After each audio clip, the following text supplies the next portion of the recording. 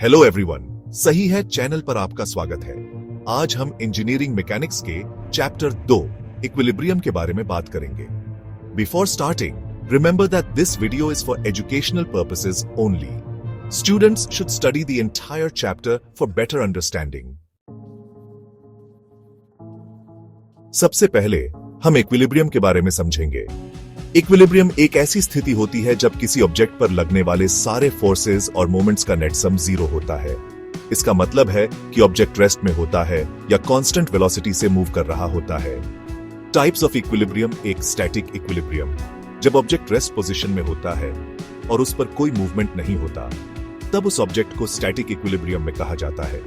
इसमें फोर्सेस और मोमेंट्स दोनों का सम जीरो होता है, जैसे एक टेबल पर रखा हुआ ग्लास। दूसरा, डायनामिक इक्विलिब्रियम, जब ऑब्जेक्ट कांस्टेंट वेलोसिटी से मूव करता है तब वो डायनामिक इक्विलिब्रियम में होता है। इसमें भी फोर्सेस और मोमेंट्स का सम जीरो होता है, लेकिन ऑब्जेक्ट रेस्ट में नहीं होता बल्कि कांस्टेंट स्पीड से मूव कर रहा होता है, जैसे एक कार जो एक स्ट्रेट रोड पर कांस्टेंट स्पीड से चल रही हो। Conditions of equilibrium. Object equilibrium में तब होता है जब ये तीन कंडीशंस सेटिस्फाई होती है। एक, sum of all horizontal forces is equal to zero, जब ऑब्जेक्ट पर लग रहे सारे हॉरिजॉन्टल फोर्सेस का सम जीरो होता है तब ऑब्जेक्ट हॉरिजॉन्टली इक्विलिब्रियम में होता है। Fx equal sign zero. दूसरा, sum of all vertical forces is equal to zero, जब ऑब्जेक्ट पर लग रहे सारे वर्टिकल फोर्सेस का सम जीरो होता है तब ऑब्जेक्ट वर्टिकली इक्विलिब्रियम में होता है। Fy equal sign zero. तीसरा, sum of all moments is equal to zero, जब ऑब्जेक्ट पर लग रहे सारे मोमेंट्स का सम जीरो होता है तब ऑब्जेक्ट रोटेशनल इक्विलिब्रियम में होता है। M equal sign zero. अब हम सेंट्रॉइड के बारे में समझेंगे। सेंट्रॉइड एक ऐसा पॉइंट होता है जहां एक ऑब्जेक्ट का टोटल एरिया या मास कंसेंट्रेट होता है। अगर हम T सेक्शन या I सेक्शन की बात करें तो उनके सेंट्रॉइड का पोजीशन हमें कैलकुलेट करना पड़ता है ताकि उनका मोमेंट बैलेंस हो सके। एग्जाम में T सेक्शन या I सेक्शन का न्यूमेरिकल आ सकता है जिसमें सेंट्रॉइड का कैलकुलेशन जरूरी हो सकता है। अगला टॉपिक है सिस्टम ऑफ फोर्सेस। इसमें हम कोप्लानर फोर्सेस और कॉन्करेंट फोर्सेस के बारे में समझेंगे। कोप्लानर फोर्सेस वो फोर्सेस होते हैं जो एक ही प्लेन में एक्ट करते हैं, और कॉन्करेंट फोर्सेस वो फोर्सेस होते हैं जो एक ही पॉइंट पर मीट करते हैं।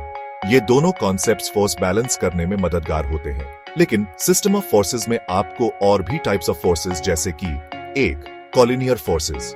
ये वो फोर्सेस होते हैं जो एक ही स्ट्रेट लाइन में एक्ट करते हैं। अगर एक ही डायरेक्शन में फोर्सेस लग रहे हैं तो उनका सम सिंपल एडिशन से निकल सकता है। दूसरा, पैरेलल फोर्सेस। ये वो फोर्सेस होते हैं जो एक दूसरे के पैरेलल डायरेक्शन में एक्ट करते हैं। इन्हें बैलेंस करने के लिए मोमेंट और फोर्स के कॉम्बिनेशंस को समझना जरूरी होता है। इन सभी फोर्सेस के कॉन्सेप्ट्स को समझना और सॉल्व करना जरूरी है, क्योंकि आपके एग्जाम में सिस्टम ऑफ फोर्सेस से रिलेटेड क्वेश्चंस आ सकते हैं। अब हम फ्रिक्शन के बारे में बात करेंगे। फ्रिक्शन एक ऐसी फोर्स है जो दो सरफेसेस के बीच तब लगती है जब वो एक दूसरे को अपोज करते हैं। इसके कुछ इंपॉर्टेंट टाइप्स हैं। पहला, कोएफिशिएंट ऑफ फ्रिक्शन। ये एक नंबर है जो फ्रिक्शन की स्ट्रेंथ को डिफाइन करता है और दोनों सरफेसेस के बीच के कांटेक्ट के हिसाब से चेंज होता है। दूसरा, स्टैटिक फ्रिक्शन। ये फ्रिक्शन तब होती है जब दो ऑब्जेक्ट्स बिल्कुल रेस्ट में होते हैं और एक दूसरे के ऊपर मूव करने की कोशिश कर रहे होते हैं। तीसरा, डायनामिक फ्रिक्शन। जब दो ऑब्जेक्ट्स मूव करते हैं तो जो फ्रिक्शन लगती है उसे डायनामिक फ्रिक्शन कहते हैं। चौथा, एंगल ऑफ रिपोज।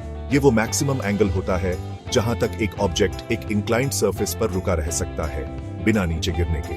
पांचवा, एंगल ऑफ फ्रिक्शन। ये वो एंगल होता है जहां तक एक ऑब्जेक्ट और सरफेस के बीच फ्रिक्शन लगती है। अब हम लॉज ऑफ फ्रिक्शन, कुलोम्ब्स लॉ के बारे में बात करेंगे। कुलोम्ब्स लॉ कहता है कि फ्रिक्शन फोर्स नॉर्मल फोर्स के प्रोपोर्शनल होता है। इसका मतलब है कि जब नॉर्मल फोर्स बढ़ता है, फ्रिक्शन फोर्स भी बढ़ता है। और दूसरा, फ्रिक्शन फोर्स सरफेस रफनेस और नेचर ऑफ मटेरियल्स पर डिपेंड करता है।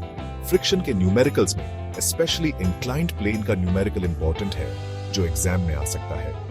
इंक्लाइंड प्लेन पर फ्रिक्शन की कैलकुलेशन को समझना जरूरी है। अगर आपको यह वीडियो पसंद आए तो प्लीज लाइक करें, अपने फ्रेंड्स के साथ शेयर करें और हुमरे चैनल को सब्सक्राइब करना ना भूलें।